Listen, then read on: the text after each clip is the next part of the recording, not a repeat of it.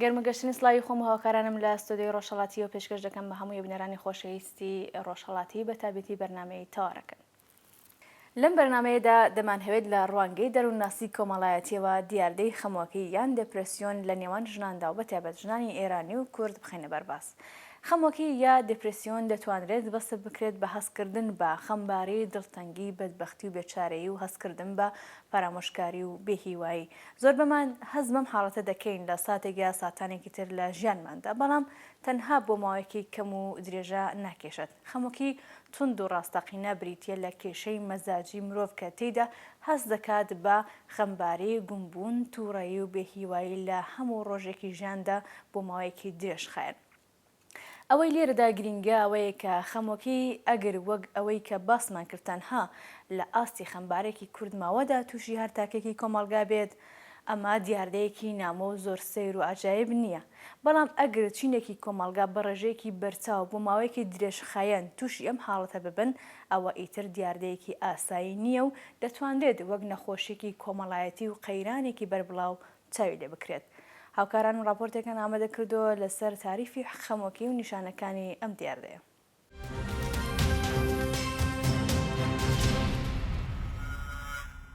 لە کۆمەڵگای پیاوسالاردا ئەو گرفتە کۆمەڵایەتیانەی لە کۆمەڵگادا سەرهەڵ دەدەن لە هەنگاوی یەکەمدا دامێنی ژن دەگرنەوە. لە درێژایی مێژوودا ژنان ئەرکێکی گرنگیان لەسەر شام بووە، ئەویش ماڵداری و بەخێوکردنی منداڵ بووە. هەمیشە ژنی باش لە کۆندا بەوە پێناسە دەکرا ئەرکە تاریفکراوەکانی خۆی لە نێو ماڵدا و لە بەرامبەر هاوسەرەکەیدا بەو شێوە کە ڕەزایەتی بەرامبەرەکەی لەسەر بێت بەجێبێنێت. هەرچەند ئەو پێناسەیە لە وڵاتانی ڕۆژئاوایی بەرەو کاڵبوونەوە چووە یان بە واتایەکی دیکە هەر نەماوە، ئێستاکە لە وڵاتانە بەپێی یاسا هەموو ئەو مافانەی کە پیاوێک هەیەی ژنێکیش هەمان مافی پێڕەوا بینراوە. بەڵام بەداخەوە لە وڵاتانێک وەک ئێران و وڵاتانی ڕۆژهەڵاتی ناوەڕاست ئێستا کەش ژن هەر بەو چاوە سەیری دەکرێت کە لە کۆندا پێناسە کراوە. لە کۆمەڵگا پیاوسالاریدا کە کۆمەڵگای کوردەواریش لە خۆ دەگرێت، زۆربەی ژنان لە زۆر ماف و حقوقی خۆیان بێبەش کراون.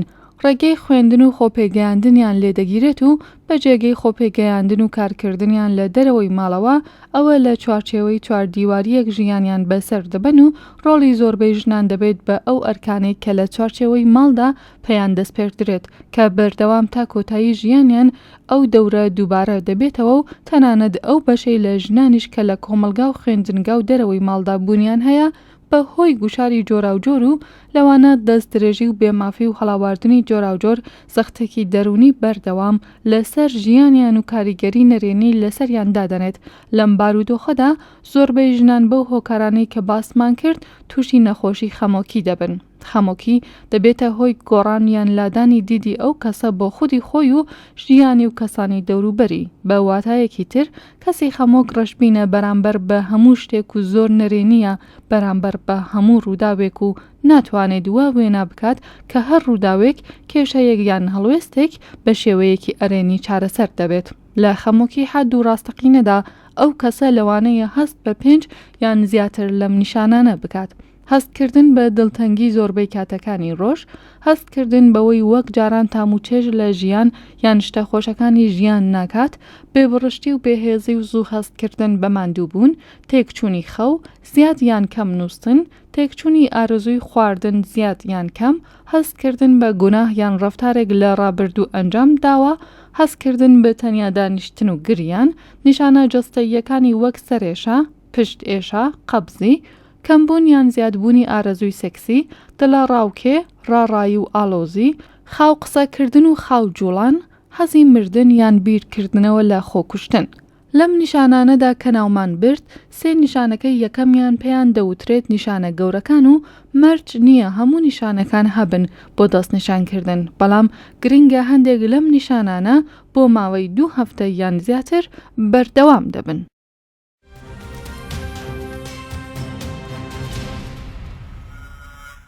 خەمۆکی ژنان هۆکاری جۆراوجۆری هەیە. یەکێک لە هۆکارە سەرەکیەکانی توشبوونی ژنان بە خەمۆکی تند و تیژیە.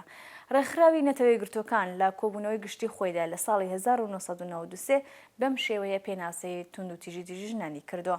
هەر جۆرە توندوتیژیەک کە ببێتە هۆی زیان یان ئازاری جەستەی یان دەرونی بە مەبەستی زیانگەاندن یان بەرتەسکردنی ئازادی و سەربەستی ژنان چ لە ناو خێزان چ لە ناو کۆمەڵگادا. خەموکیش دەتوانێت یەکێک لە بەرهەمەکانی توندوتیژی بێت و دەڕواتە نێو خەسارە دەرونیەکانی بەرەمهاتوو لە توندوتیژی. ئەم جۆرە توندوتیژیە کە دەبێت بەهۆی دەپرێزبوونی ژنان بەڕواڵەت هیچ نیشانەیەکی دەرەکی نییە و ناوەکی و دەرونیە و شمولی سوکاتی پێکردن و تانەوتوانج و جنێودان و شەڕی نەفسی و بێبەشکردن لە سۆز و خۆشەویستی و بەکارهێنانی زمانی ڕق و هەڕەشە و گرۆشەیە. ئەم جۆرە توندوتیژیە کاریگەری قوڵتر و مەترسیدارتری پێوەیە و کەسێک کە تووشی ئەم جۆرە توندوتیژیە دەبێت زیاتر گۆشەگیر و بێزار و خەمۆک و ڕاڕایە و ئەگەری خۆکوشتن و خۆسووتاندنی لە ئارادایە.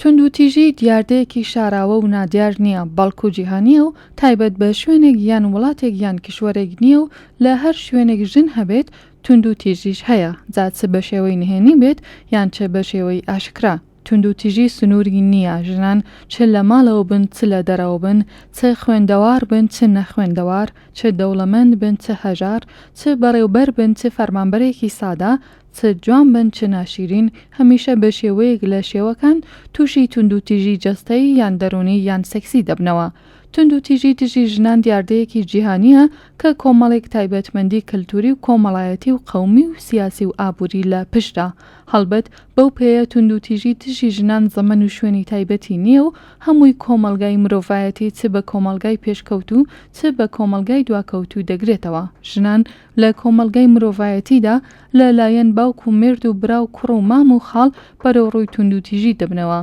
بە پێی دەڕەنجامی لێکۆڵینەوەکانی پۆلیس و ناوەندەکانی تەندروستی توندوتیژی دژی ژنان، جگە لەوەی کە کاریگەری نێگاتیڤ و خراپی دەبێت لەسەر ژن، وەک تاک بەڵکە کاریگەریەکی زۆر خراپ و مەترسیداری دەبێت لەسەر تەندروستی خێزان و کۆمەلگا، دەبێتە هۆی ئەوەی کە شیرازەی خێزان و کۆمەلگاش لێک بترازێت. یەکێک لە هۆکارەکانی خەمۆکی توندوتیژی دەرونیە. توندوتیژی دەرونی بە ڕواڵەت هیچ نیشانەیەکی دەرەکی نییە و ناوەکی و دەرونیە و شمولی سوکایەتی پێکردن و تانە و توانج و جنێودان و شەڕی نەفسی و بێبەشکردن لە سۆز و خۆشەویستی و بەکارهێنانی زمانی ڕق و تەق و هەڕەشە و گوڕەشەیە. ئەم جۆرە توندوتیژیە کاریگەری قوڵتر و مەترسیدارتری پێوەیە و کەسێک کە تووشی ئەم جۆرە توندوتیژیە بێت زیاتر گۆشەگیر و بێزار و خەمۆک و ڕاڕایە و ئەگەری خۆکوشتن و خۆسووتانی لە ئارادایە. ئەم جۆرە توندوتیژیە زیاتر لەلایەن مێرد و کەسوکاری نزیکی ژنانەوە دەکرێت و ژنان تووشی شۆک و زیان دەکات.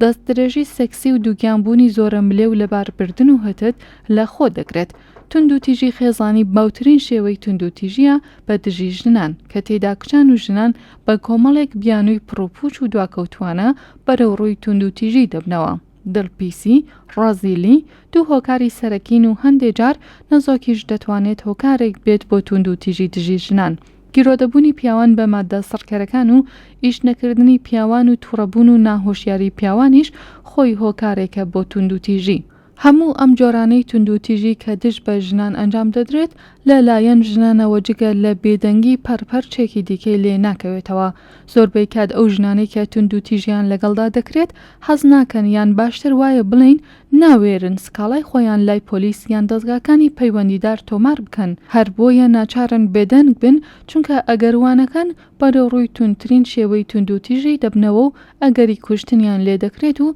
تەنانەت لە کۆمەلگای ئێراندا دەسەڵاتیش بە هیچ شێوەیەک داکۆکی بۆ مافەکانی ئەم ژنانە ناکات. بێدەنگی ژنان لە بەرامبەر هەموو ئەم هەڵاواردن و توندوتیژیانەوە کە باسمان کرد دەبێت بەهۆی ئەوەی کە ژن تووشی تەنیایەکی دەرونی بێت و بە واتایەک ئەوان تووشی خەمۆکییان دپرێس بوون دەبن.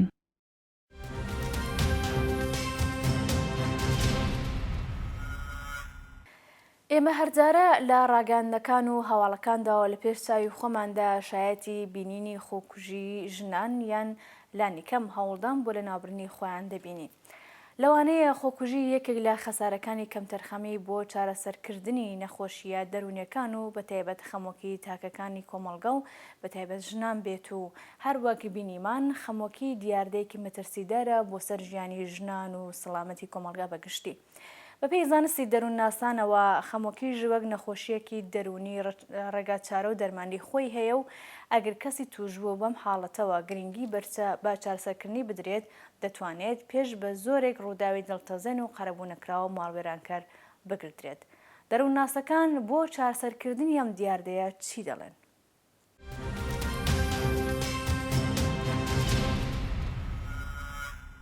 وەک هەر نەخۆشیەکی دیکەی دەرونی، خەمۆکی و دپرەسبوون دەرمان و ڕێگە چارەسەری خۆی هەیە. لە حاڵەتێکی ئاساییدا و لە کۆمەلگایەکدا کە بایەخ بە پرسە دەرونیەکانی مرۆڤ بدرێت، دەروونناسان و ڕێکخراوە و بنکە تایبەتەکانی ئەم جۆرە خزمەتگوزاریانە لەگەڵ کەسانی توشبوو بەم دیاردەیە بە شێوەیەکی زانستی هەڵسوکەوت دەکەن لە ڕاستای چارەسەرکردنی ئەو کەسەوە. خەمۆکی گرفتێکە کەواچکە لە دەرمان پێویستی بە چارەسەری دەرونی یان ڕەوان دەرمانی هەیە، بەتایبەتی لە باری سوکەوە تەنها چارەسەری دەرونی بەسە. بەڵام ڕەنگە لە باری خەمۆکی مامناوەند دەرمان بدرێت و لە باری خەمۆکی توند دەرمان دەبێتە شتێکی پێویست. چەندین سەدەیە چارەسەری ئەم نەخۆشیە لە نێو زانایاندا قسەی زۆری لەسەر دەکردرێت. توێژەران ئەم نەخۆشیە بە نەخۆشیەکی ڕۆحی و جسمی دەزانن. لێرەدا تێڕوانینی جۆر بە جۆر بوونی هەیە. لە کاتێکدا گروپێک لە زانایان لەسەر ئەو بڕوایان خەمۆکی ڕیشەکانی لە ژیانی ڕابردووی کەسەکەدایە و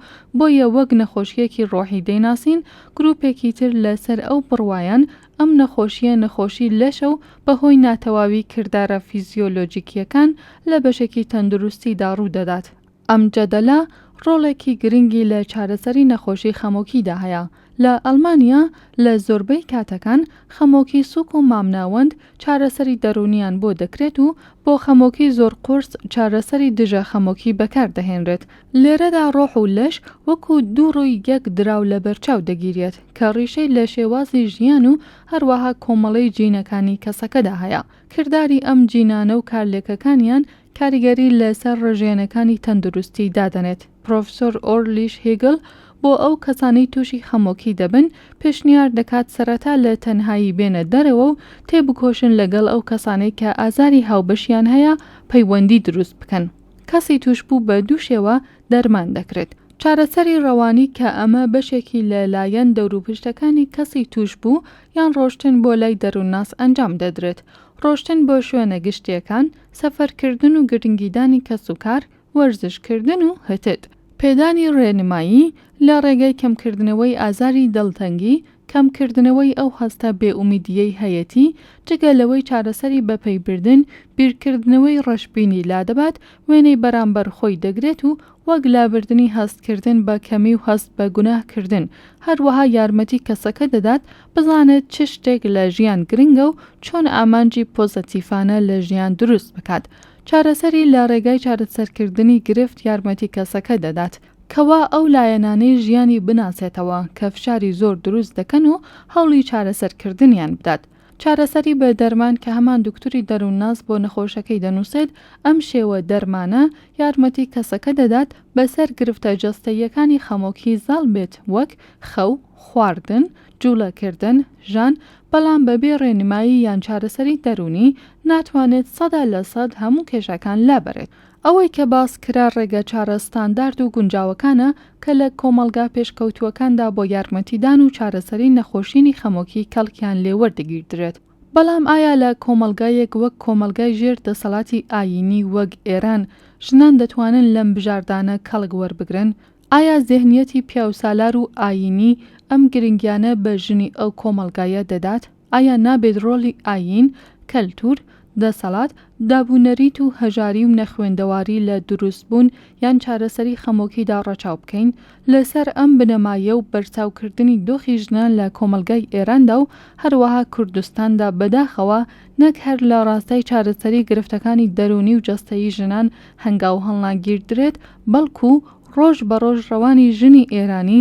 زۆرتر بەرەو پەرۆشی و سەر لێ شێواوی و نەخۆشین دەڕوات و دەسەڵاتیش سەرەکی ترین ڕۆڵی هەیە لە پەرەپێدانی ئەم دیاردە نرێنیانەی نێو کۆمەلگادا.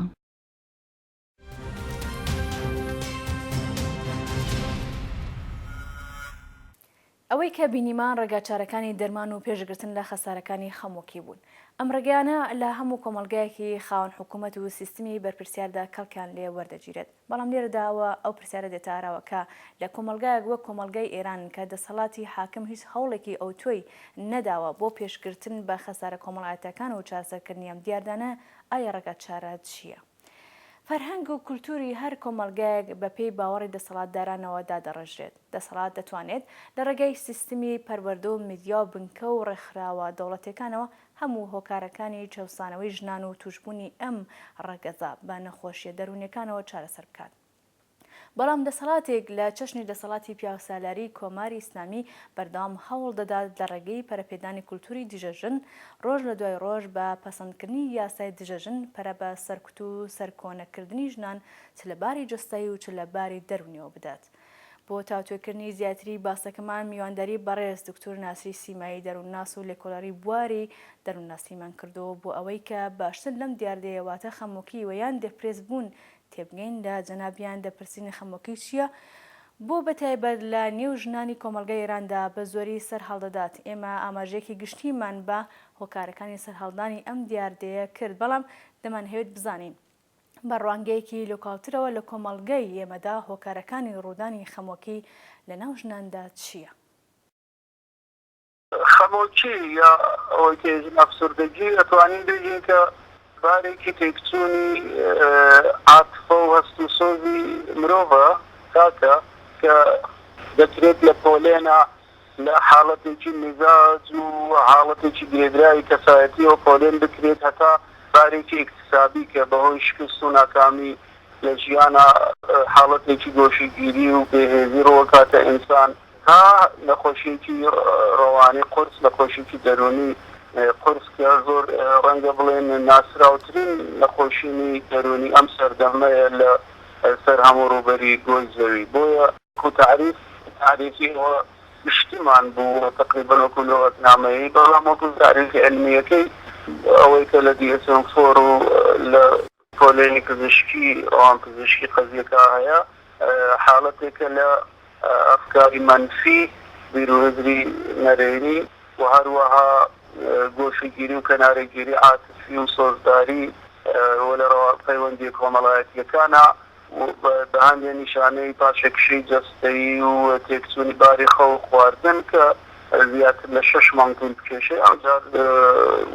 زیاتر لە 2 دەورە لە تولی 3 ساڵات بوێتەوە ئەمجارە ئەتوانین وەکو نەخۆشینێک پۆلێنی بکەین. هەر وەک ئاگادارین دەسەڵاتی حاکم واتە کۆماری ئیسلامی هەر لە سەرەتای دەستپێکەوە تا ئێستا ڕۆژ لە دوای ڕۆژ زیاتر بەربەست و مانع دەخاتە سەر ڕێگەی ژنان بۆ بەشداریکردنیان لە ڕۆڵە کۆمەڵایەتەکاندا. تەنانەت ڕۆشنی ژنان بۆ شوێنە گشتەکان وەک ساحە وەرزشەکان و سینەما و هەتەت بۆ ژنان قەدەغەیە و لە پرسینەوەی بەدواوەیە. هەموو ئەمانە ئەنجامی بەڕێوەبردننی یاساکانی دەسەڵاتێکی ئاینی و دژەژنە، هەرەمەش بۆ بەهۆی ئەوەی کە ژنان زۆرترین کاتیان لە چوارچێوەی ماڵەوە بەسەر بن و لە باری دەرونیەوە زۆرتر هەست بە تەنهایی و بەهیوای بکەن. پرسیار ئەوەیە کە لە ڕوانگەی دەروونناسیەوە دەسەڵاتی ئاینی و ئاین بەتایبەت چ کاریگەرێکی لەسەر ڕەوانی مرۆڤ بەگشتی و ژنان بەتایبەتی هەیە؟ بە کارگەلێک و حەز ناکەم زۆر بە تەنیا ڕۆڵی ئاین و حەقیقەتی ئەوەیە کە توێژینەوەی علمی باوەڕپێکراومان لەم زەمینە کەمترە تا ئەوەی کە بێژین کولتور فەرهەنگ بگشت. حتمەن مەسائلی فەرهەنگی ڕۆڵی خۆیانیان هەیە، یعنی لە جۆری خواردن و جۆری فەسڵەکانی زمسان و ئەو شتانێک کە پەیوەندی بە ژینگە و کەشوهەواشەوە هەیە، هەتا ئەوەی کە ئێمە بڵێن مەسائلی فەرقەیی و ئاینی و ئوسلوبی ژیان بەگشتی شێوازی ژیان لایف ئەتوانێت ڕۆڵێکی زۆری بێت. قەتعان لە وڵاتگەلێکی شاکە ئاین هۆکارێکە بۆ زیاتر گریاندنی مرۆڤ، هۆکارێکە بۆ ئەوەی کە هەست بە گوناح و شەرم لە تاکە گەورە بکاتەوە زەقی بکات و بەرجەستەی کات، ویان ئەوەی کە دابوونەریتێکی بێت کە فشار بخاتە سەر باری ڕەوانی منداڵی بچووک، باری ڕەوانی مێرد منداڵ ئەوە یعنی 8 ساڵ تا 14 ساڵ، یاخود بۆ ژنان یا حتا بۆ بە ساڵدا چوان مەسەلەن هەستی گوناح و شەرمێکی زۆر دروستکە لای بە ساڵدا چوان. ئەگەر ئاین لە دەقێکی کولتوریە بێت، لە دەقێکی فەرهەنگیە بێت، لە چوارچێوەیەکی فەرهەنگیە بێت کە ئەم عوارض و مضاعفاتی لێکەوتوێتەوە ئەتوانێت یەکێ لە هۆکارەکانی پەرەپێدان و زیادکردنی خەمۆکی بێەوە بە پێچەوانەوە ئاینێکە هەندێک فستیڤال و دابوونەریتی شادی و خۆشحاڵی هەیە باری کۆمەڵایەتی مەسەلەن ئێوە خەڵکێکە بینن کە بە بۆنەی ڕۆژانی جەژنەوە جەژن ئاینیەکان لە هەر ئاینێکا بێت ئەتوانن موقەتەن خۆیان لە باری خەمۆکی ڕەها بکەن بۆیە ئەگەر فرقێکی ئاینی یان گرایشێکی ئاینی لە ناوچەیەکە ئەوها بێت کە پەیوەندی کۆمەڵایەتیەکان زۆر بکات ویا حتا هەندێک حرکاتی جەستەیی بێت کە وەکو وەرزشێکی بە سوود کار بکات مەسەلەن وەکو ئاینانەی جنوبی شەرقی ئاسیا و جنوبی شەرقی ئاسیا کە یوگا و ڕیلاکسیشن و ئارامسازی ئەوانەی تێدایە ڕەنگە لەو حاڵەتە بە شێوەیەکی مەقتەعی لە هەندی شوێن فاکتەری بێ بۆ بەرگری لە خەمۆکی یا کەمکردنەوەی خەمۆکیش ئەمە پرسیارێکە کە ئەبێ توێژینەوە بەحث وابێ بداتەوە ئەبێ بەڕگەی ئاماریمان بەدەستەوە بێت تا بیسەلمێنین بەڵام ئەوەی کە لە کتێبە هەیە ئەوەیە کە بە هەر حاڵ چوارچێوەی کولتور بەگشتی حتا شێوەی شیردانی مەمەکدانی منداڵ بە دایک بە منداڵ شێوەی خەواندنی منداڵ و لالایی وتن و هەموو ئەو شتانی کە لە کولتورە هەیە ڕۆڵی هەیە جاگەر بۆ نمونە ئێمە مەسەلەن ئەو مەسەلەی کە مبتەلا بین لە ئێرانە ئاینێکەوە هابێتە منداڵی 6 ساڵ 7 ساڵ ناچار بکات جلێ ڕەش بکاتە بەری و بگری وە فکر لە تراژدی لە خەفەتباری و لە سەربڕینی کەسێک بکاتەوە ئەمانە ئەمە ئەتوانێت لە داهاتووە فاکتۆرێکی ڕێخۆشکەر بێ بۆ زەقبوونی نیشانەکانی خەمۆکی حتا خەمۆکی کە مەسەلەن فاکتۆری بۆ ماوەییشی هەیە عواملی هەرسی هەیە ئەتوانێت ئەم جۆرە دابوونەریتە ئاینیانە ئەتوانن ئاشکراکەری ئەو ئامادەیە بۆ ماوەی و ئرسیە بێت وەیە ئەوەی کە مەسەلەن لە هەندێک ئاین و نەریتا کۆ بنەوە شەوانە تا بەیانی توتنە کێشن مەسەلەن لە هێندیەکان ئێمە بینین ئەوانە بە دەوریەک و احتماڵاً یاشت بگرین یاشت سرودی خۆشی بخوێنن ویا لە ژاپۆنا ئێوە بینن کە مەراسمێکی شەراب خواردن و ئەلکۆل خواردن هەیە کە بەشێکە لە مەراسمی ئاین یعنی شەوی وایە مەسەلەن 50,000 پیاو پێکەوە بێ لە شارۆچکێ لە قەزایە بچنەوە کارە بکەن و حتما ئەشێت ئاستا بە دەور ئاگرەوە بن و ئەمانی شەر ڕۆڵی خۆیانیان هەیە لە هەندی شوێن و ناوچە بەبارێکە بۆ گروپێکی تەمان ناتوانێت ڕێخۆشکەر بێ بۆ نیشانەکانی خەمۆکی و پەرەی پێ بدات و فەرەوانی کات ئەفسەردگی لە هەندی شوێنیشان ڕەنگ بە شێوەیەکی مەقتەعی حتا ڕێگریش بێ و نیشانەکان کەم کات. سەرەڕای ڕۆڵی دەسەڵات و سیستمی حاکم بنەماڵە و ئەندامانی بنەماڵە شواتە باوکوبرا و هەتەد هەر چۆن دەتوانن هۆی ڕوودانی خەمۆکی ژنان بن بە پێچەوانەشەوە دەتوانین یارمەتی دەربن بۆ ئەوەی کە کێشەی ژنانی توشبوو بەم خەسارە ڕەوانی و نەفسیە چارەسەر بکرێت. پرسیارەوەیە بنەماڵەکان چۆن دەتوانن یارمەتی دەری توشبووان بن؟ ئەوان دەبێت چۆن لەگەڵ ژنێکی توشبوو بەم دیاردەیە واتە خەمۆکی یان دێپرێس بوونەوە هەڵسوکەوت بکەن. ئەگەر مەسەلەن فقط خانمان لە نەزەرا بگرین قەتعاً یەک فاکتۆرێکی گەورە هەم لە ڕوانگەی نەزەریەگەلێک وەکو ڕەوانکاوی و سایکۆئەنالیز هەم لە ڕوانگەلی مەکاتبی فکری ئیجتیماعی حزبی ئیجتیماعی وەکو فێمینیزم و ئەمانەوە ئەمە دروستە کە دابەشبوونی دەسەڵات لە ناو خانەوادە ئەگەر جیاوازیەکی تێدا بێ لە بینی کچ و کوڕدا ئەوە وانەیە هەوێنێکی گەورەی ئەنواعی خەمۆکی بێ بۆ هەردوو ڕەگەز بەتایبەت بۆ کچەکان ئەگەر خانەوادە جۆرە بێت کە هەستێکی خۆشکاندنەوە هەستێکی خۆ بەکەمزانین ئینفێریۆریتی یا ئەوەی وەختێ حقارەتی پێڵێت دروستکەن بۆ منداڵی کچی خۆیان